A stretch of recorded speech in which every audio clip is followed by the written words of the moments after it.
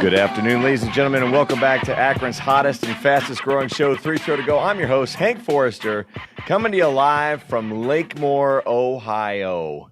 Today, we get to discuss the art scene in and around the 330. But first, I want to do a shout out to our sponsors, going from right to left. First off, I'm going to be doing it a little bit differently now. We're going completely off read copy, mostly because we're starting to get more pod friendly.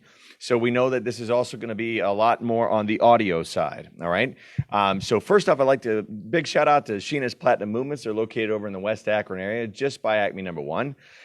She's got students ranging in ages from kindergarten up and through high school.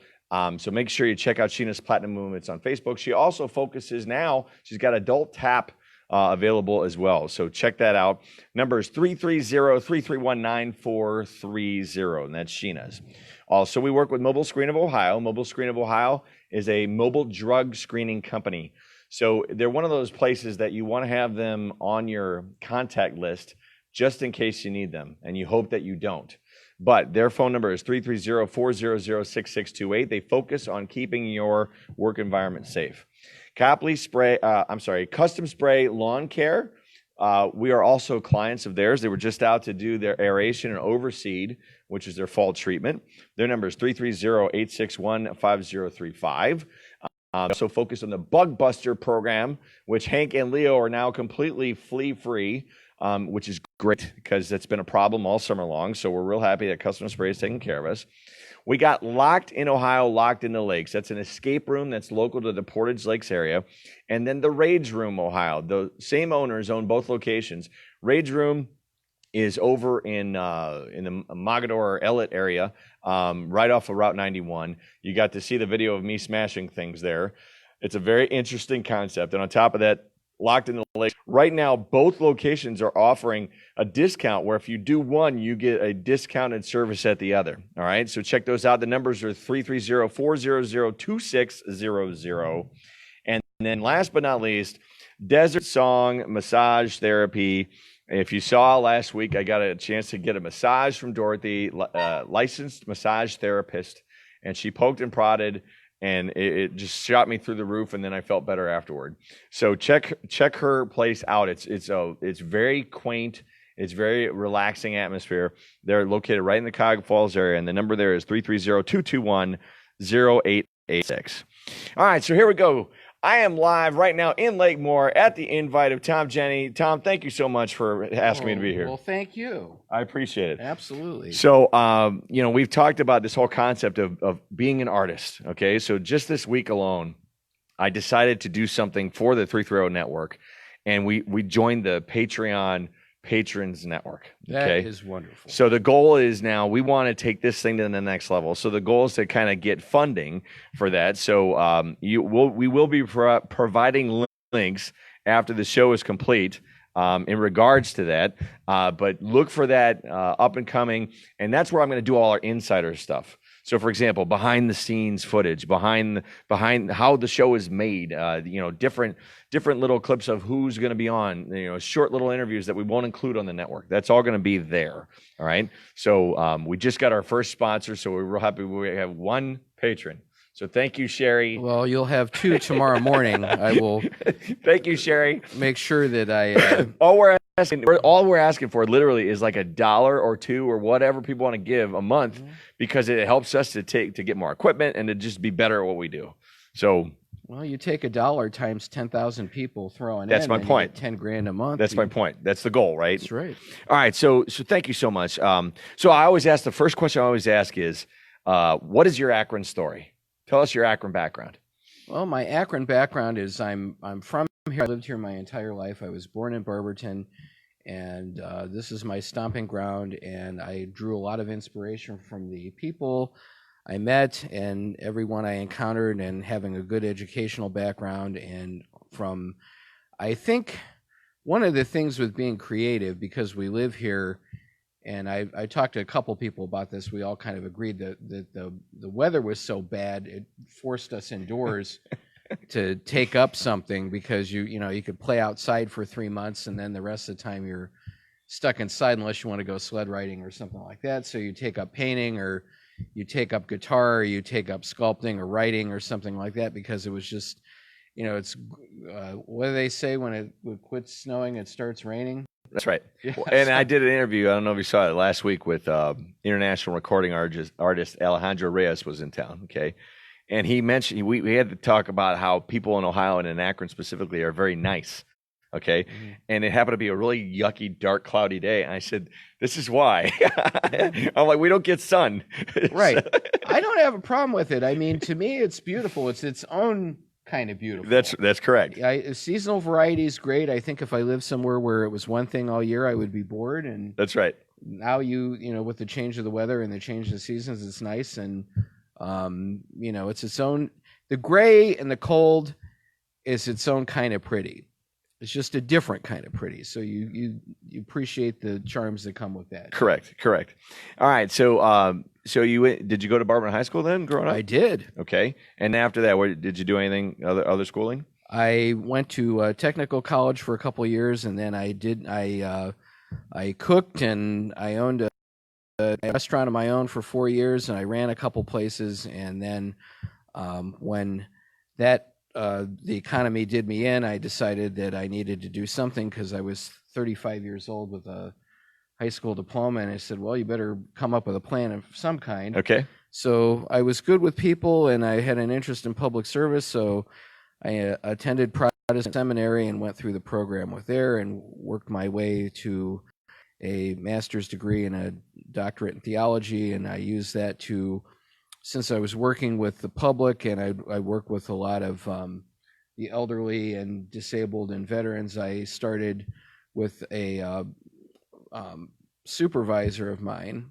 His name is Edmund Fast, the Reverend Edmund Fast. He is the head chaplain for the American Legion around here. We started St. Philo Mission exactly 10 years ago. We started to do that because we saw the poverty when we would go out on cases, and I would go to the homes of veterans that you'd go in there, and they wouldn't have money to, they didn't have a roll of quarters to wash their clothes, and they'd have to wash them in the sink and hang them on the furniture and turn the fan on, and their cupboards would be empty.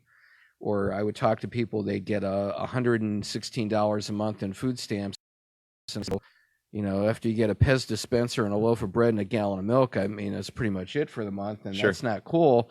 And I mean, I don't want to see anybody suffer, but especially if you have people that really worked hard their whole life, and now they're in a position where, maybe their family are out of state, or they have a big support system. So we started to do that, and I was initially we kicked off, throwing in our own money.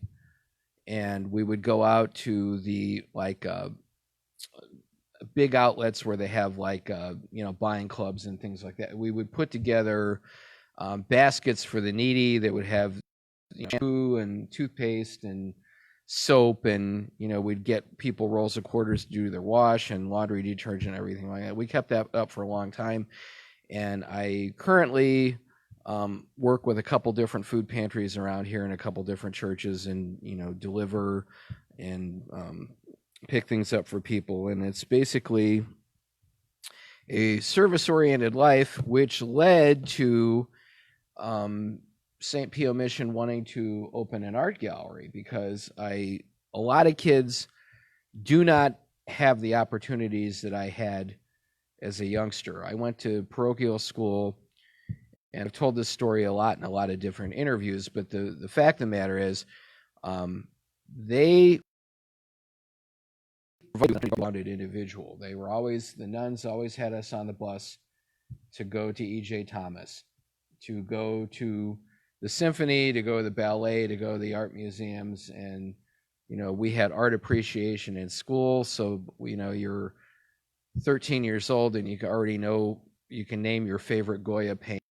They wanted you to grow up to be well-rounded, so we had that. And then I went to Barberton High, and I was in vocational art all afternoon my junior and senior year, and so I would take regular classes in the morning, and then in the afternoon I'd be in art class. So they had and they still do. They have a wonderful art program. And that was something that when I went through it, I said at some point in my life, I'm going to pursue this and want to take it even further than, when I, graduated. So when I got out, I was in a 35 years worth of rock bands, and I, through landofcleve.net, I was Cleveland Musician of the Year in 2014.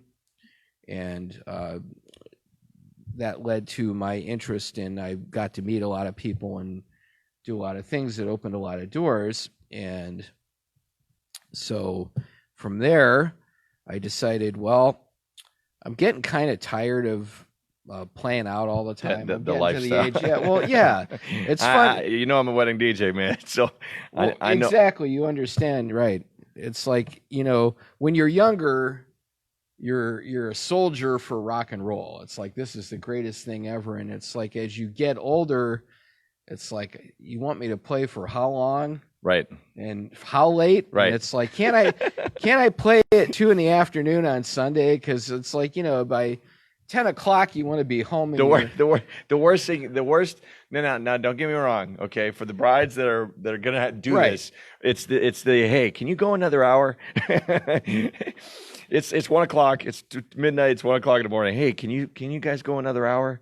Yeah, I guess. And it's not that we don't appreciate what we have, and we worked hard to get there and everything, but it's, we're getting old. Yeah. And it's like, well, okay, and everything. So it's like, I consider with music, I consider myself semi-retired. I've been able to successfully reinvent myself as a curator in the last 5 years, because I did some study, even with the federal guidelines of what they consider if you were going to be a curator for any of the big federal museums. And a lot of the organizations like the New York Jewelers Institute, and you have to be around for 5 years. Okay. Consistently before they even consider you for real. Okay.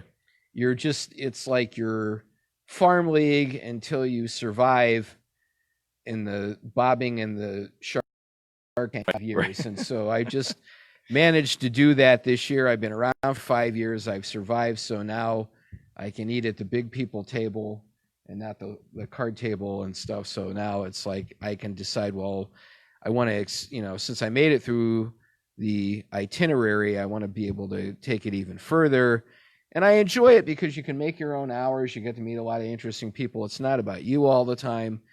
It's about what we discussed before we went on the air. If you're able to make other people's dreams come true, then in turn your dreams come true, and you're surrounded by, you're in a good environment, and you're surrounded by a lot of people that are really interesting, and you personally do not have to hold everyone's attention for hours and hours and hours and hours. And it's like, at some point, you really appreciate that. Right. Well, real quick, though, you did mention something.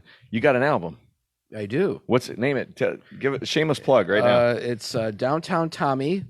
And it is, I think currently, it may be back in print and back in circulation, but if you want to listen to it, it is in its entirety on YouTube. And you'll be able to see the Spaceman, the album cover we picked was, what do they call that? Duty free. Right. Okay. Because I remember the old studio I was with, we went back and forth for hours on an album cover, and we couldn't decide. We were there for a really, really long time. It was getting late and we were tired. And it was like, literally, I was to the point where the first picture that comes up on the screen, I'm going to pick that and say, that's it. So I think it was Alan Bean. Okay, I believe was in a duty-free NASA picture. I said, that's it. That's the one I want. Let's go home. But it worked out. I mean, it kind of caught on, and it looked nice on T-shirts and everything. So at some point, I have something in the works I don't want to talk about quite yet because I don't want to kind of mess it up or jinx it. Okay. But that's fine. Something came to my attention that would entice me to come out of retirement, that it was a very attractive offer. And I said, for this, I would do it. I wouldn't be a whole lot to get me to be motivated, but I said, this I dig. okay, I would be interested in, and so I'm in the works, and it's going to be probably by springtime, and then I will publicly announce it. So Okay. Well, so let's talk about this area, because one of the things we had brought up was Northeast Ohio, right?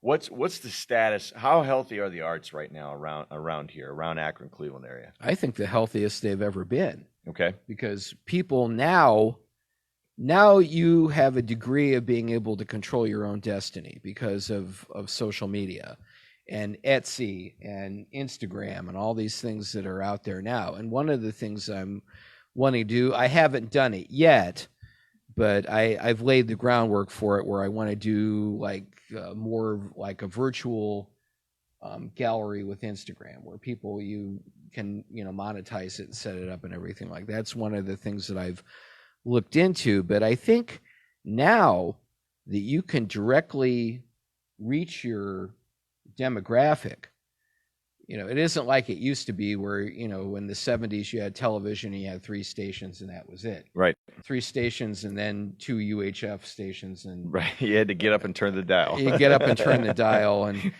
I actually miss that, because now you need a degree from MIT to turn the television on. You need 3 remotes, and you're like, yeah. It's come on. Input this, input that. You have to hit the sweet spot, or it doesn't come on. But I think, and there would be people that would disagree with me, but I personally feel that you now, with the internet the way it is, and with the vast variety and 24 hours a day, your capacity to globally reach whoever you want to reach. Especially with Instagram, Twitter, using the hashtags. And you're right. It's so drastically changed the way that we can communicate with each other, where it's no longer geographically limited, right? Like before, you did a painting, and you just hung it in a gallery, and the people that came to the gallery would see the painting. Now you take a picture of that painting and you tweet it and you Instagram it, and all of a sudden they're looking at it in Brazil and Australia and Germany. Right. So it has changed. So how do we then help artists then? I mean, so we've all heard the term starving artists, right? And it's the whole concept of your painting's worth more after you're dead. And it's like, how do we help folks monetize their gift? Because the problem we run into is people get stuck in this cycle where they're using their gift, but it doesn't necessarily make them money yet. And they get into that despair where they want to give up, right? So what are your thoughts on that? Well, essentially, here's how I feel. What are your expectations? One of the things that I would caution people with is, do I want to be a great artist, or do I want to be a celebrity? Do I want to be a fine musician who is respected in the music world by my peers and contemporaries, or am I just trying to be famous? So you have to look at what is your goal, because fame is a fleeting thing, and you have, as you climb the ladder, you're on the ladder and you got 10 people hanging on each leg trying to pull you off when you're climbing it, because they're not necessarily happy for you. They might tell you they are, but so I think that you have to really look at, why are you doing this? If I must create. Okay, great. Then create. Nobody's stopping you. And right. You can now, I had a friend years ago that she had a $500,000 education, and she had her BFA, and I says, well, that's fine.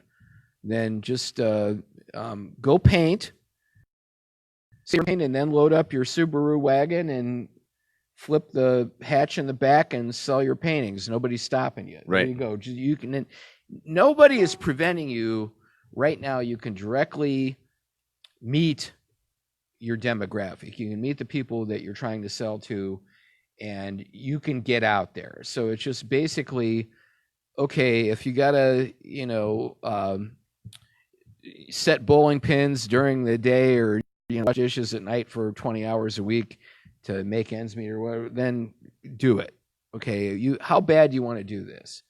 Because a life in the arts is a life of heartbreak. Yeah. And and it's just, we're not going to sugarcoat it. It's going to be really, really hard. And you have to be willing to get out there and get smacked around pretty good. And you have to have a skin, because there are a lot of people that are going to be uncharitable and say mean things. And, I can remember, I played in clubs when I was younger. They played behind chicken wire, and you get hecklers, and, people yell, at least your mom and dad think you're good and stuff like that. But that was valuable experience. Like out of the Blues Brothers scene? Oh, exactly. So that's all for real. But the thing is that is you're gonna test your mettle in front of the people if you want to get out there and do your poetry. There are places around here that you can go and have poetry readings and coffee houses. And Akron's really made a conscientious effort to do that too. I've noticed a lot of those places popping up, especially like a lot of the coffee houses. A lot of the coffee shops that we work with, the Hop and the Bean, they'll have regular events where someone's either doing poetry or performing or whatnot. Mm-hmm. So I know there's an effort. It's just how does that help them, to keep going and they keep doing what they want to do. And like you said, it's that balance of, everyone always makes a joke. One of them, I do this. Well, I run a media network, 3 to go. The next question out of their mouth is, well, what's your real job? Yeah, I have 2 or 3 because I got 4 kids, but at the same time, this requires so much more attention. Thank you for repopulating the earth, thus taking the pressure off of those of us that opted not to. Yeah, we did. So that's Kate. That's great. That was Kate. Well, I tell you what, it's like you have the opportunity. You have to decide if this is what you really want to do. And Akron, you have clubs that don't. I don't like it when people bust on jam night and open mics, because that is when you're just starting out. And when I was just starting out, that was invaluable experience. That's where you develop your chops and you get your stage presence and you get yourself together, and you people will tell you if you're no good, and then you have to glean the constructive side of that. What are they trying to tell me? Okay, is there any merit to what they just told me? Right. At all? And it's like, because sometimes the unlikely source, you have to really kind of listen. Well, maybe they have a point, and you can learn. It isn't a horrible thing if you use it to learn. And you can look at it a couple different ways. You can say, well, success is, well, I made it to the top, or whatever your field of endeavor is. Or there's another way to look at it with success is, I'm still here. Yeah, I'm still bobbing in with my nostrils above the waterline, and I'm still around. And if you can do that for decades, and you positively impact people. And I think if you have the respect of your peers that you won fair and square, I think that's fine. Okay. Because you're not going to get monetary remuneration frequently, doing this. It's few and far between. All right, so let's talk about Lakemore. Mm-hmm. So you invited me over here. They've got something going on, something called the Arts Council. Yes. Tell me about that. What's that all about? I formed that with Richard Cole, who is the council president, and we are working on. I love this community. I've been here for 4 years, and it's gorgeous. So I'm working with Ann Snyder, who's council at large, and I'm working with Richard Cole. And the community itself, the greater Lakemore, Springfield area, you have a lot of beautiful garden spots. You have a lot of people with a lot of talent.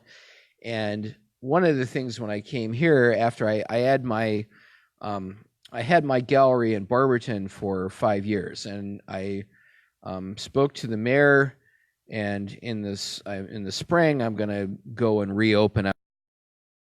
I'm going to love the community there. And I never, me being me, I never wanted to just have one art gallery. I wanted to have a bunch of them, because I like to do things in a big way. And I get bored easy, and I need stimuli all the time. So I'm always looking to do things that I think are interesting. And this is something that's very interesting because you get to look at you, right? Mm-hmm. See, you're an interesting guy. Yeah. You got a lot going on. We This do. is a great thing. It is. So that's what motivates me. It's like, well, I get to do. It's its own reward.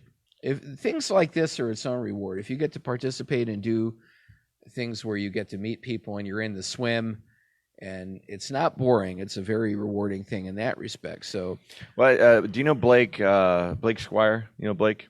I do not. All right. So Blake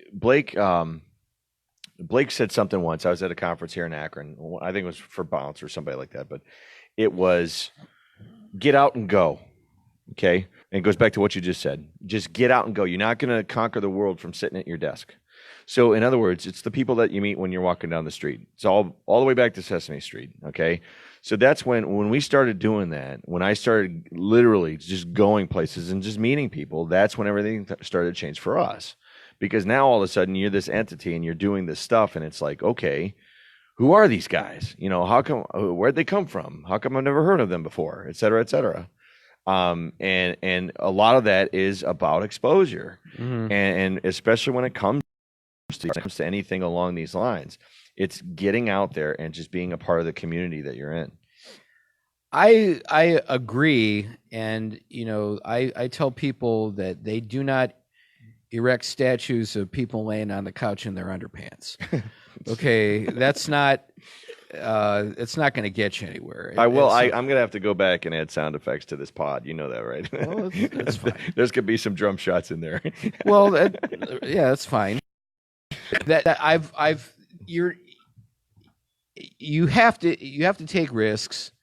You have to be willing to get laughed at or heckled, or it's going to inevitably happen. You have to be willing to fail. You have to be willing to fail and have people send you mean emails and that's just part. I don't care. I'm impervious. You know, when I do a show here and we tape it at the city building, I've done for 3 years. And it's really remarkable that I've been doing this for a while, and before I would do a show, if I have to talk to somebody, I would take notes and write my questions out. I'd have a dozen questions or topics. Now I found that the policy that's best is exactly what we did before we went on the air. It's like I meet somebody, I get acquainted with them, I just talk to them like we're buddies for 15, 20 minutes, and then we just talk. Because it's more natural that way. Yeah. And I'm not dependent upon staring at a piece of paper for something, and you inevitably you end up asking the same stupid questions over and over and over again. So instead of doing 50 shows, you did one show 50 times. Right. And I don't want to do that. Right. So, and especially you meet people and they're all different and they're interesting. So you want to kind of get a feel for what makes them, and, you know, kind of interact with and see where they're coming from. And that ties into my next question, actually. So, and people have told me that I've gotten really good at doing interviews over the last couple of years. And the reason being is because I prefer to go do an interview about something that I know absolutely nothing about.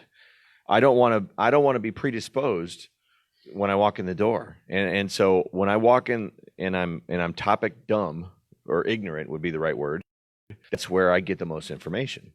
And that's where I allow people to lead that discussion, right? Because I don't know.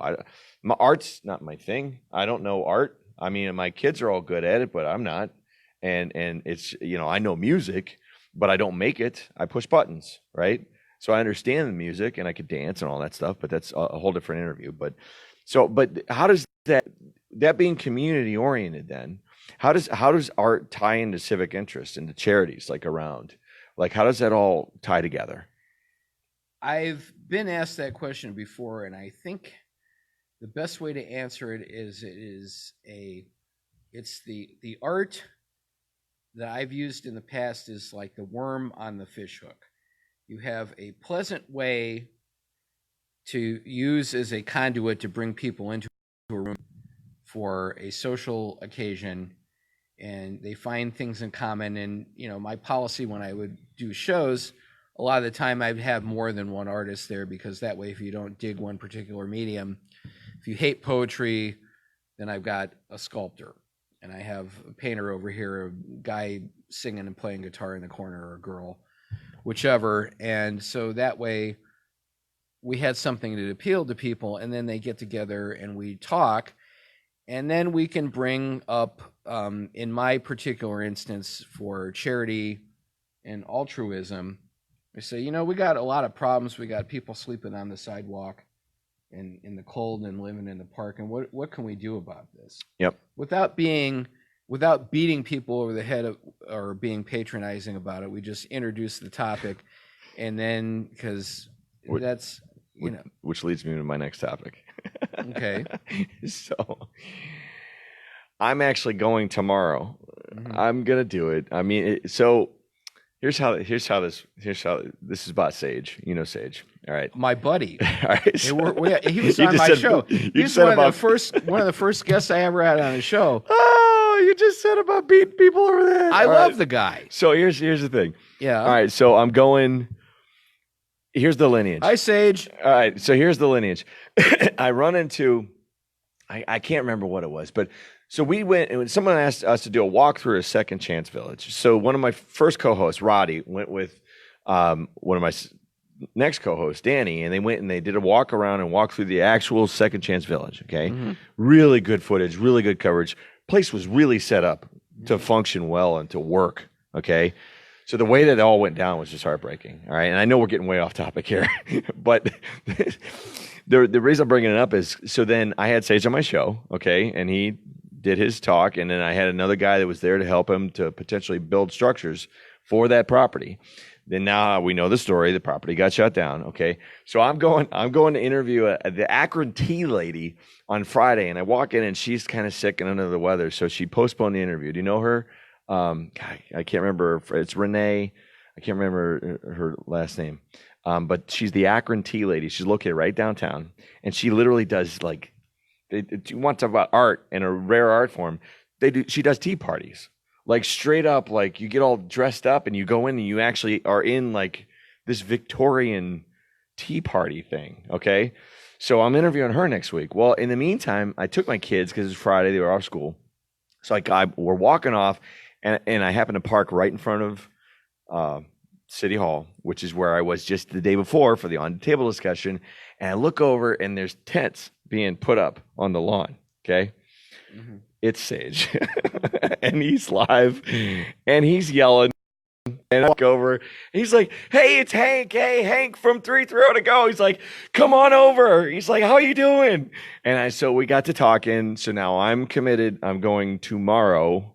There is one tent village that is still active that hasn't been scrubbed out yet, and I'm not going to say the address because I don't want to get them in trouble, but I'm going down there tomorrow to check it out and interview them. And then on Wednesday I'm covering a gunshot survivor from the city of Akron. So it's like this whole week has just, like you said, it's kind of morphed into, as we are servants of the community, so we just kind of go where the wind blows us. Sage was one of the first people I ever had on my show. Okay. And the thing is he speaks very loudly. That's just how he is. He really enunciates but I thought, you know what? I'm just going to let the guy go and do what he wants to do, because it's going to make good TV. Yeah. Okay, it's going to make this is going to, and you're going to find this. It's going to make excellent television. And I look at it this way: if I'm watching something and if it bores the crap out of me, it's going to bore the crap out of the people at home. So if you want good, engaging, thought-provoking topic, you're not going to be able to do any better than him. Right. And he does a lot of really wonderful work, and it's tough. The problem with this, and I'm in the same racket that he is in, is that there are no easy solutions to this problem. Right. This is a very deep, multifaceted I say it's like an onion. situation. It's like an onion. Yes, There's layers. You peel away one layer. We talk about the opiates and then all the other stuff, and Right. then the rules and regulations and the homes that are involved, and all. It's so complicated. I get it. Without getting preachy, and I'm not going to, is that I can assure you that anybody that wants to criticize Sage could not do what he does and would not want to do what he does. It's a rough way to go. And I hear all the time, on my end, people like, well, all the homeless people with the signs out there are all making $75,000 a year and laughing up their sleeve on the, going home. And, right. And they're standing there and they all have thermal underwear with batteries in it and the thermal socks, and they're warmer than you are and all this kind of stuff. And it's like, no, it doesn't work that way. I have delivered baskets into the villages, and I went with the Library Society at at Walsh. And I went, and when I had the time to do it, I went out a couple times with them. And they are a brave, courageous, wonderful group of people that if you're looking to, help somebody, they can always use help through, donation or whatever. But I've been down where these people are living, and it's not a picnic. The human spirit is an interesting thing, because you've got these people that are erecting shelters out of wooden pallets, and they still find pieces of cloth to put drapes up. Yeah. Because they are adhering to the best semblance of normalcy that they can. And I think if I would impart anything with this, is there's a lot of mental illness diagnosed and undiagnosed, and you have, substance abuse problems that people perhaps not handling. But to paint with a broad brush and say that these people are just leeching off, or you would willfully choose that life. Right. No, you wouldn't. Yep.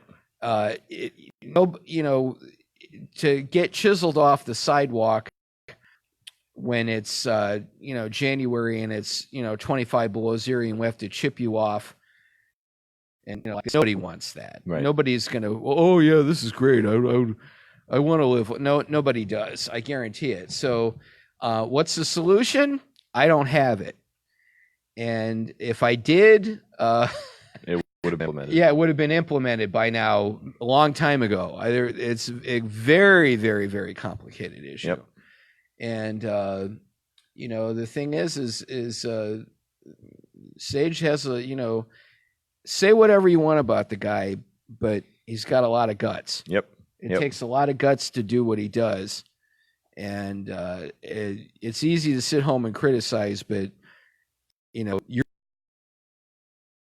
not doing the situation. At least try not to do something to make it worse. Sure. Well, brought our whole conversation full circle right there. So good job. Thank you so much for having me. I appreciate it. Absolutely. All right.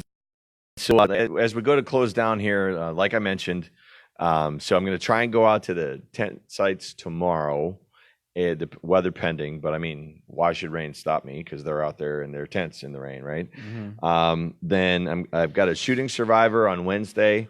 I'll try and get the tea lady in either this week or next, depending on how she's feeling. Next weekend, we go take 4 of our Rubber City Review show from the Rialto Theater in Kenmore. I love it there. And our topic will be the main topic will be the Joker movie. So all the panels all seen Joker, and they're all busting out of their skin to talk about that. So that'll be the primary topic of that show next. Have you seen it yet? I have not. Me either. Yeah, I do want to. It looks interesting. I was at first not real happy when I found out Joaquin. I don't like him. I don't like him, but I saw the previews and I said, he did great. Hush my mouth. This actually looks pretty good.